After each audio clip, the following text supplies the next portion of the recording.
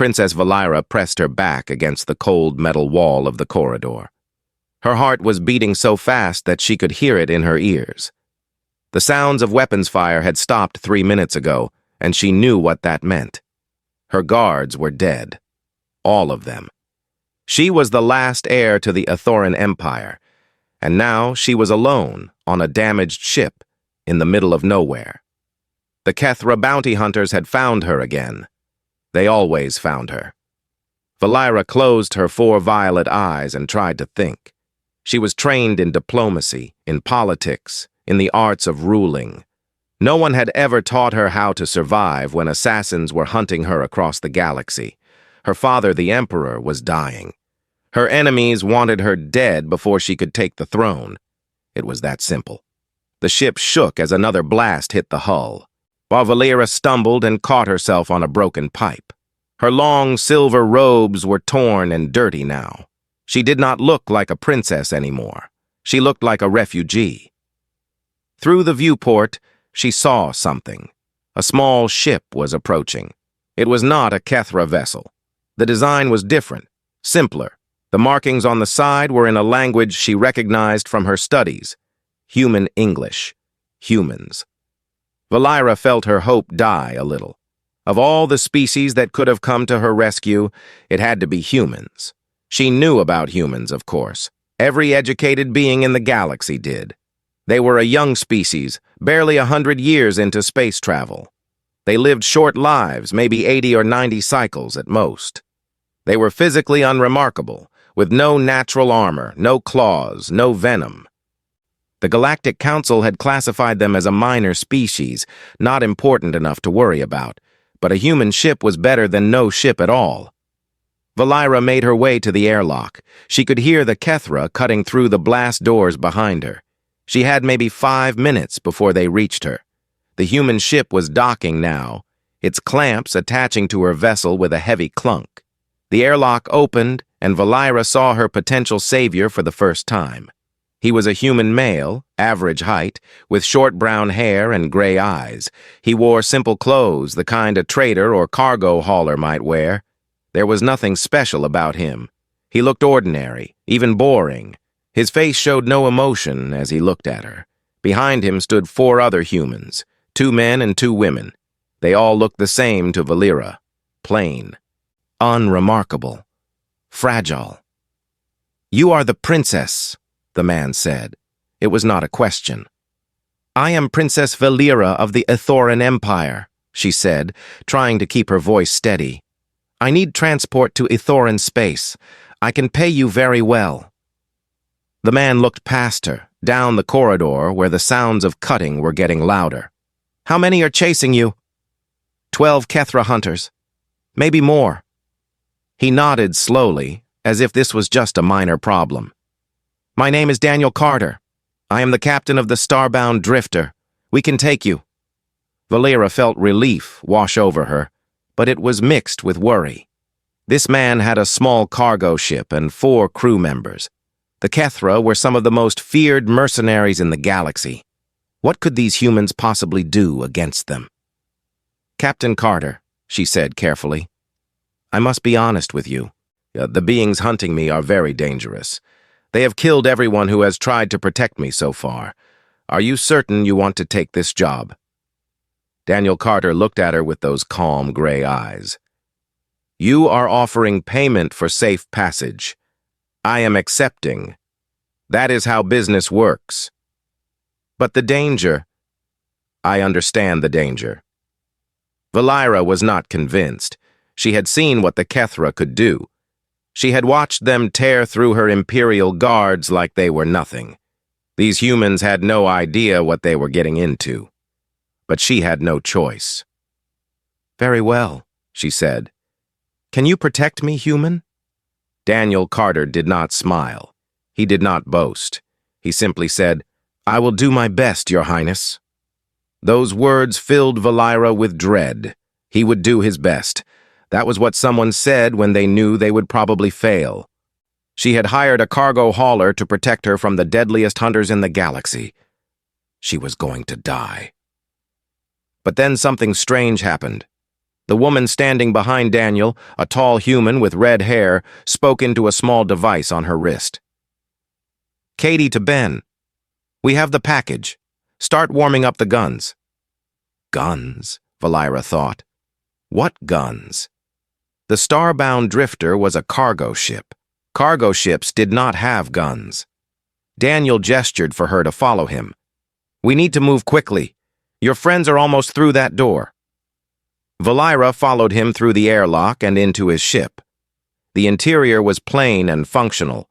It smelled like oil and metal and something else she could not identify. The other humans moved around her with quick, efficient steps. No one spoke except to give short commands. "Seal the airlock," Daniel said. "Sealed," said one of the men, a shorter human with dark skin and kind eyes. "Break the clamps." Clamps released. The ship lurched as it separated from her damaged vessel. Through a small window, Valira saw the Kethra finally break through the blast doors. They were too late. She was gone. But she was not safe. Not yet. Daniel led her to the bridge, a small room with 6 seats and a wide viewport. He sat down in the captain's chair and began pressing buttons. The red-haired woman, Katie, sat beside him. The others took their positions. "Your Highness," Daniel said without looking at her, "I suggest you find something to hold on to." "Why?" "Because in about 3 minutes, we're going to have company, and things are going to get rough." Valira grabbed a metal rail on the wall as she watched these humans prepare for battle with a calm efficiency that surprised her. They did not seem afraid. They did not seem worried. They moved like people who had done this many times before. But that was impossible. Humans were traders, explorers, settlers. They were not warriors. Everyone in the galaxy knew that. Valira had no idea how wrong she was. She had no idea that she had just stepped onto a ship crewed by some of the most dangerous beings in the galaxy. She had no idea that the man sitting in the captain's chair had killed more enemies than most Kethra warlords.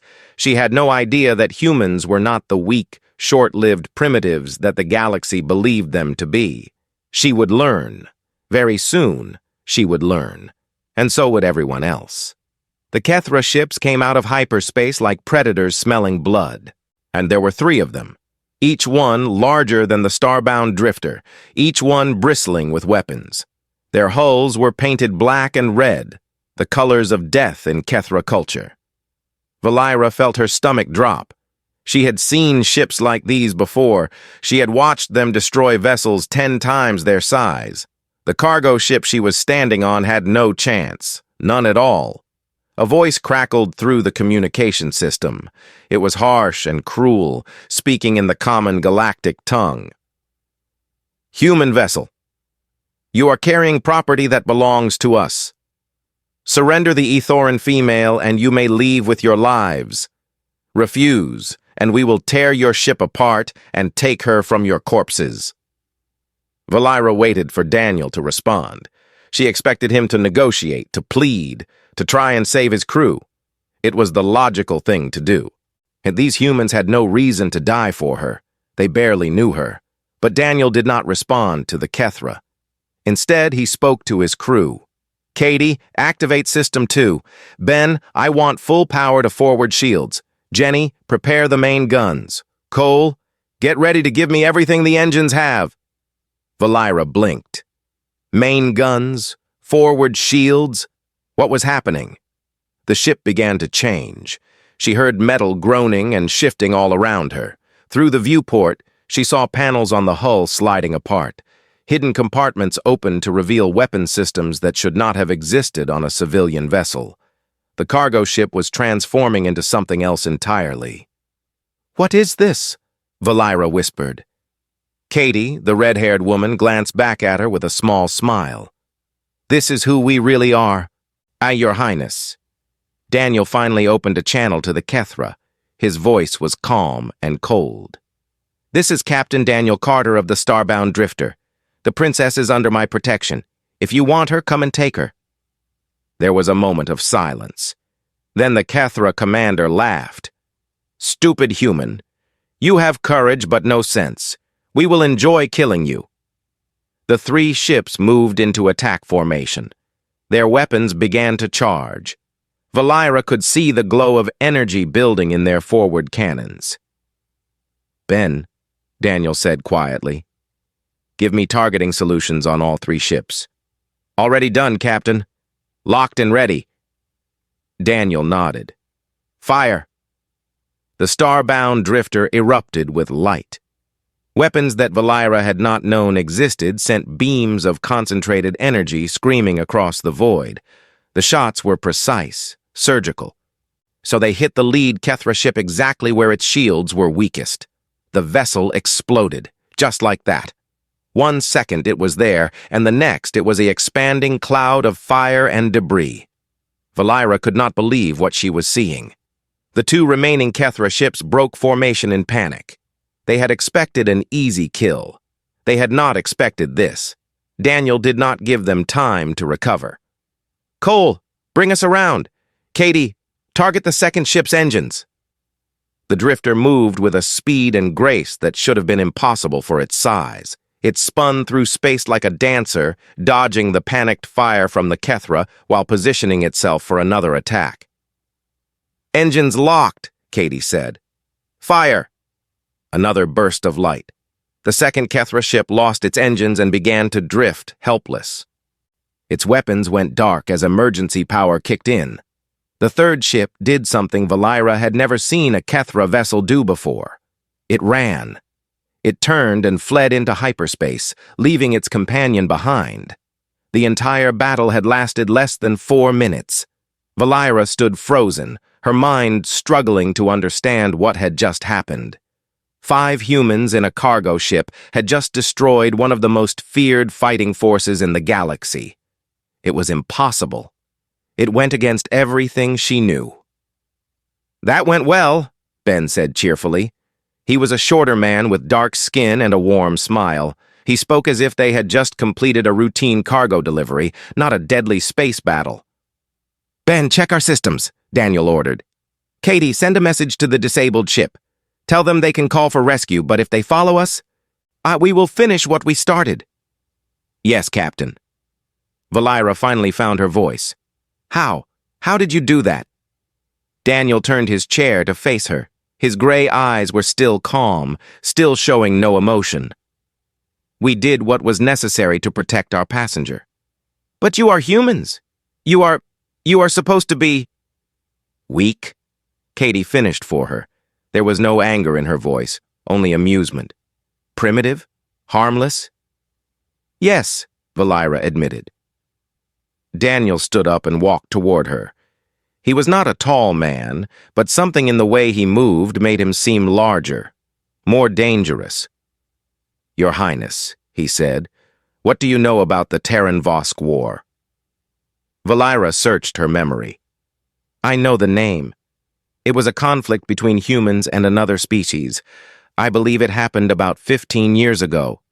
20 years ago," Daniel corrected. "The Vosk invaded human space without warning. They thought we would be easy prey, just like you did. They attacked our colonies, killed our civilians, and demanded our surrender. What happened? We refused to surrender. We fought them for 7 years. Every man, woman, and child who could hold a weapon joined the fight. We lost millions of people. But in the end, we won. The Vosk no longer exist as a species." Valira felt a chill run through her body. "You destroyed them?" "They gave us no choice." Daniel's voice was flat, emotionless. "My crew and I served in the Special Reconnaissance Division. We were trained to fight behind enemy lines, to destroy targets that others could not reach, to survive in conditions that would kill most beings." He gestured at his ship, at his crew. "This is not a cargo vessel, Your Highness." It never was. This is a military ship disguised as a civilian transport. We take jobs that require a certain set of skills, protecting people from those who would hurt them. That is what we do." Valira looked at him with new eyes. She looked at all of them with new eyes. These were not simple traders. These were warriors, survivors, killers. "The galaxy does not know," she said slowly. "The Galactic Council, they have no idea what humans are capable of." Katie laughed softly.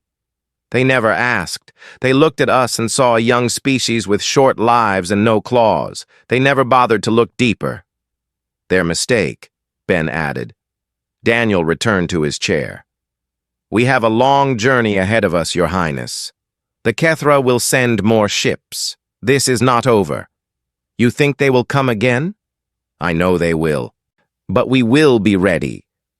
He looked at her over his shoulder. "You asked me if I could protect you. I told you I would do my best. Now you know what my best looks like." Valira nodded slowly. For the first time since this nightmare began, she felt something she had not felt in weeks. She felt hope. Word traveled fast in the criminal underworld. Within hours, every bounty hunter in the sector knew what had happened. A single human ship had destroyed a Kethra attack squad. The princess was still alive, and the bounty on her head had just doubled. Warlord Drethnak received the news in his personal chambers aboard his flagship, the Crimson Fang. He was a massive Kethra, nearly 8 feet tall, with scales the color of dried blood and eyes like burning coals. He had conquered 17 worlds in his long life. He had killed beings from 100 different species. He had never failed to claim a bounty. The idea that humans had defeated his hunters made him laugh at first. Then it made him angry. "Prepare the warband," he ordered. "All 12 ships. We hunt the humans ourselves."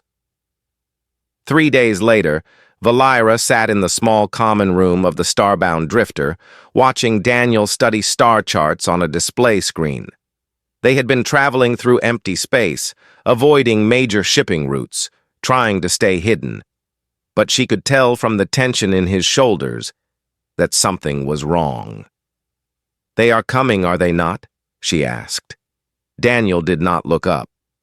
12 ships. A full Kethra warband led by Warlord Drethnak himself. They entered the sector 6 hours ago. Valira felt fear grip her heart. 12 ships? Against one? Against one? Yes. Those are not good odds. Daniel finally turned to face her. "Which is why I have called for help." "Help? From whom?" "Other humans." Valira did not understand. "There are other human military ships in this region?" "Military? No." Daniel smiled for the first time since she had met him. It was not a warm smile. It was the smile of someone who knew something others did not. "But there are other humans. And when one of us calls for help, others answer." Over the next 2 days, ships began to arrive. The first was a mining vessel called the Iron Promise, captained by a large man named George Palmer. His ship was ugly and scarred, clearly built for work rather than beauty. But when Valira looked closer, she saw the same hidden weapon ports that the drifter had, the same concealed armor. Danny," George said through the communication screen, grinning broadly. "I got your message. What kind of trouble have you gotten yourself into this time?" "The fun kind," Daniel replied. "Kethra warlord, 12 ships, bounty on a princess." George laughed. "I would not miss this for anything." The second ship was a trading vessel called the Lucky Penny. Its captain was a thin, nervous-looking man named Howard Bell. He did not look like a fighter. He looked like an accountant. But his crew moved with the same silent efficiency as Daniel's people, and his ship carried weapons that made Katie whistle in appreciation. "Howard is the best tactical mind I have ever worked with," Daniel explained to Valira quietly. "He may not look like much. But his brain is a weapon more dangerous than any gun." The third ship was different from the others. It was sleek and fast, painted in dark colors that made it hard to see against the stars. Its captain was a woman named Laura Briggs. Laura was terrifying. She had short blonde hair, sharp features, and eyes that seemed to look right through everything they focused on. When she smiled, it was the smile of someone who truly enjoyed violence. Valira had met soldiers before, But Laura was something else entirely. Laura was a predator. Laura ran special operations during the war, Katie told Valira privately. The missions she completed are still classified. Even we do not know everything she did. She frightens me, Valira admitted. She should. She frightens everyone. 3 more ships arrived over the following hours. By the end of the second day, Daniel had assembled a small fleet of 7 vessels. They were mismatched and strange-looking, crewed by humans who appeared to be miners, traders, and explorers. But Valira was beginning to understand that appearances meant nothing when it came to humans. She found Daniel standing alone on the bridge, looking out at the gathered ships. "Captain Carter," she said, "may I ask you something?" "Of course." "Why did they come? These people owe you nothing. They are risking their lives for a stranger. Why would they do this?" Daniel was quiet for a moment. "Do you know what humans call this? When one of us needs help and others come running?" "No. We call it the pack response. It comes from our history on Earth. Humans were never the strongest or fastest creatures on our world. We survived because we worked together. When one member of the pack was threatened, the others came to defend them. It is in our blood. It is who we are. But these people are not your pack. They are just other humans." Daniel turned to look at her. "All humans are pack, Your Highness. Every single one. It does not matter if we have never met. It does not matter if we are from different worlds. When the call goes out, we answer. Always." Valira struggled to understand this. In the Aetheran Empire, alliances were based on politics and profit.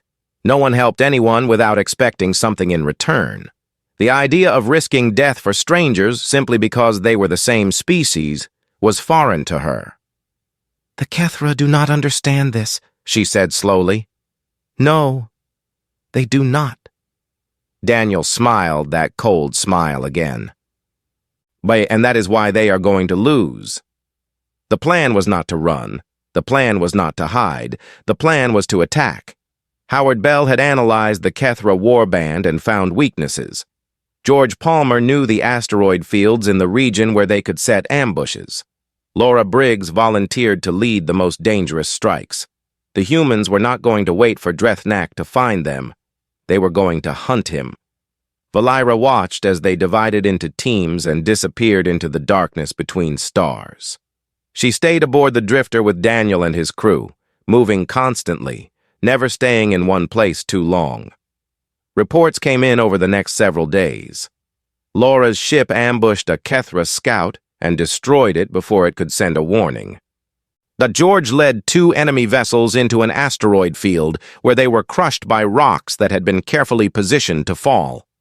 Howard used fake signals to make the Kethra think the humans were in one place while actually being in another.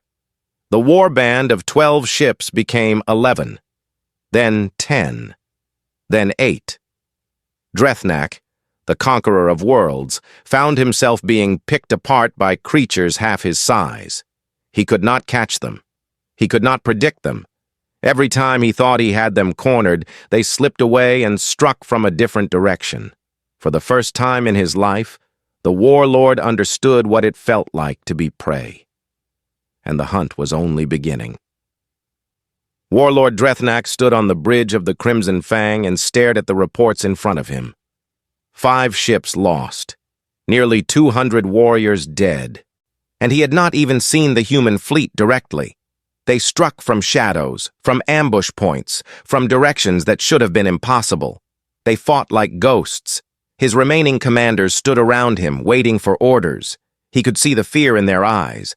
Kethra were not supposed to feel fear. They were the hunters, the predators, the ones who made other species tremble. But these humans had changed something. "We will negotiate," Drethnak said finally. His commanders looked at each other in shock. Kethra did not negotiate. Kethra conquered. "Warlord," one of them said carefully, "if we withdraw without the princess, we will be dishonored. The clans will—" "I know what the clans will do," Drethnak growled. But dead warriors bring no honor either. We will offer the humans a deal. They surrender the princess, and we let them leave alive. It is a fair exchange. He opened a communication channel and broadcast on all frequencies. Human vessels, this is Warlord Drethnak. I wish to speak with your leader. There was a long pause. Then a human voice responded. This is Captain Daniel Carter. I am listening. Captain Carter, you have fought well, better than I expected. I offer you respect and a chance to live. Surrender the Etherin princess to us and you may go free. We will not pursue you. You have my word as a warlord. The communication was silent for a moment. Then Daniel spoke. No. Drethnak blinked.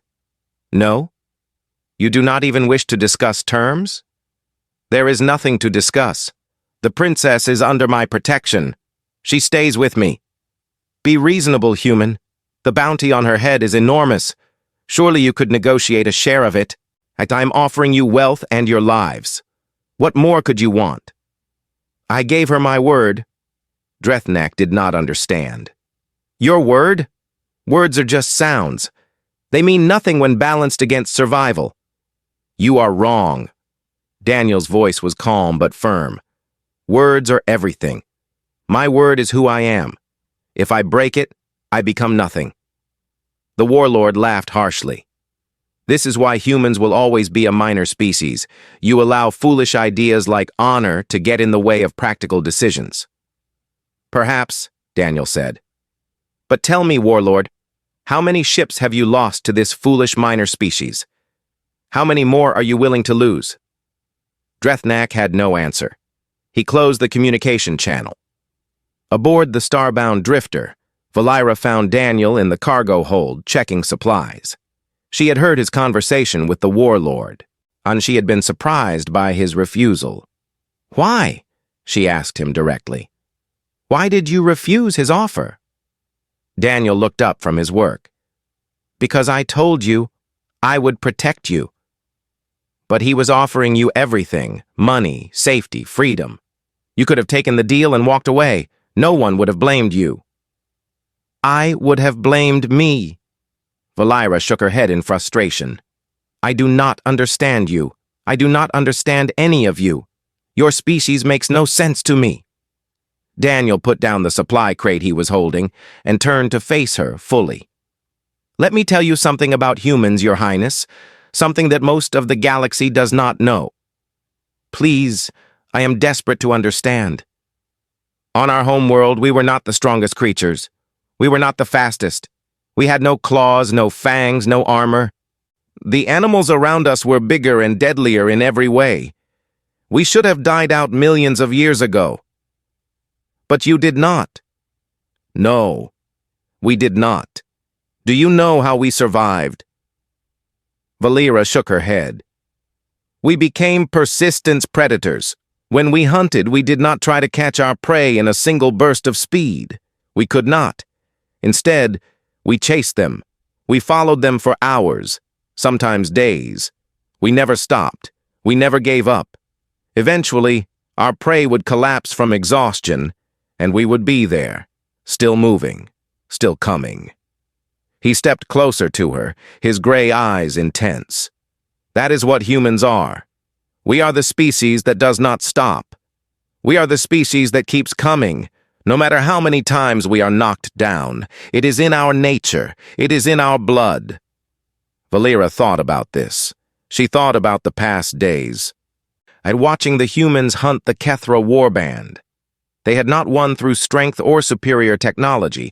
They had won through persistence, through patience, through an absolute refusal to give up. And your word, she said slowly. Your promise to protect me. That is part of this nature as well? Yes. Humans built our entire civilization on trust, on promises kept. When a human gives their word, it is sacred. Breaking it destroys something inside us. We would rather die than be known as someone who cannot be trusted. Even for a stranger? Even for someone from a different species who you met only days ago? Even then, Daniel's voice softened slightly. When you came aboard my ship and asked if I could protect you, you became my responsibility. My word is my bond. I do not know how to be any other way. Valira felt something shift inside her. She had spent her whole life surrounded by politicians and nobles who said one thing and did another. Trust was a tool to be used and discarded. Promises were made to be broken when convenient. But here was this human, this being from a species she had considered primitive and unimportant, telling her that his word was more valuable to him than his life. "You are not what I thought you were," she said quietly. "No," Daniel agreed. "We never are." Katie's voice came over the ship's intercom. "Captain, you need to see this. Drethnak is moving his remaining ships into attack formation.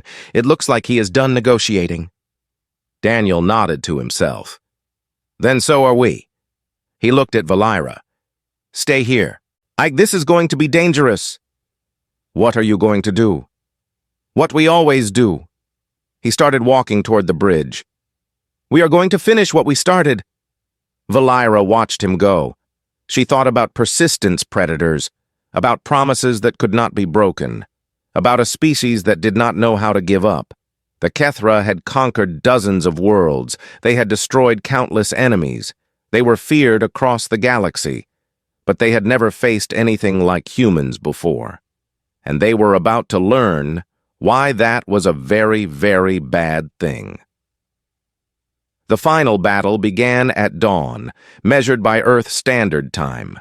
Not that there was any dawn in the empty void between stars, but humans liked their traditions. Daniel had gathered his small fleet in a defensive formation near a dead moon. In 7 human ships against Drethnak's remaining 7 vessels. Even odds. The warlord probably thought that favored him. He was wrong. Drethnak sent his ships in a direct assault. It was a classic Kethra tactic, using overwhelming force to crush the enemy quickly. The human fleet did not move to dodge or retreat. They simply waited. "Hold position," Daniel said calmly over the fleet channel.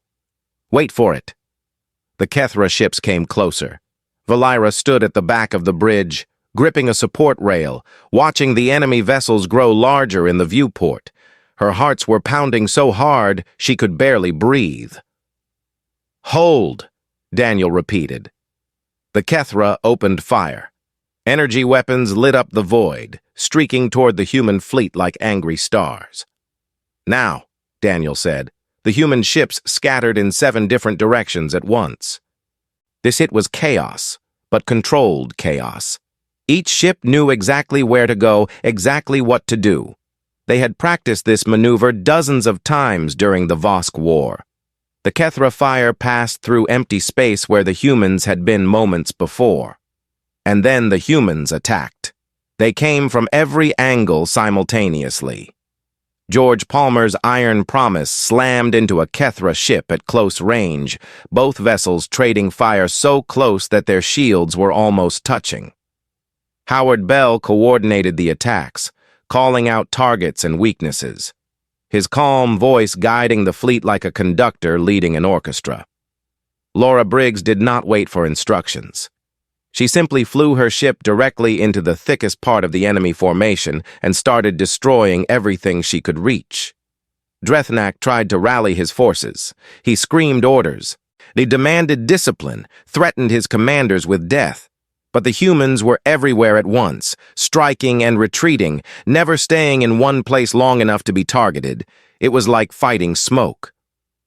"Captain," Katie said sharply, "the Crimson Fang is breaking formation. Drethnak is trying to escape." "He does not get to escape," Daniel said. "All ships, focus on the flagship. Do not let him run." The human fleet converged on the warlord's vessel. It was the largest ship in the Kethra formation, heavily armored and bristling with weapons. Under normal circumstances, it would have taken a dozen warships to bring it down. Laura Briggs did not wait for normal circumstances. Her ship, the Night Shadow, accelerated to maximum speed and flew directly at the Crimson Fang. Valera watched in horror as the small human vessel raced toward the massive flagship. "Laura, what are you doing?" Daniel demanded over the communication channel. "Winning," Laura replied. Her voice was calm, almost happy. "My crew is already in escape pods. Get ready to pick them up." "Laura, no!" The Night Shadow hit the Crimson Fang's engine section at full speed. The explosion was enormous, a blinding flash of light that forced Valera to shield her eyes. When she could see again, the flagship was crippled, its engines destroyed, its hull torn open in a dozen places. "Laura!" Daniel shouted. There was static, then a laugh. "Relax, Danny. I ejected 30 seconds before impact. I am fine.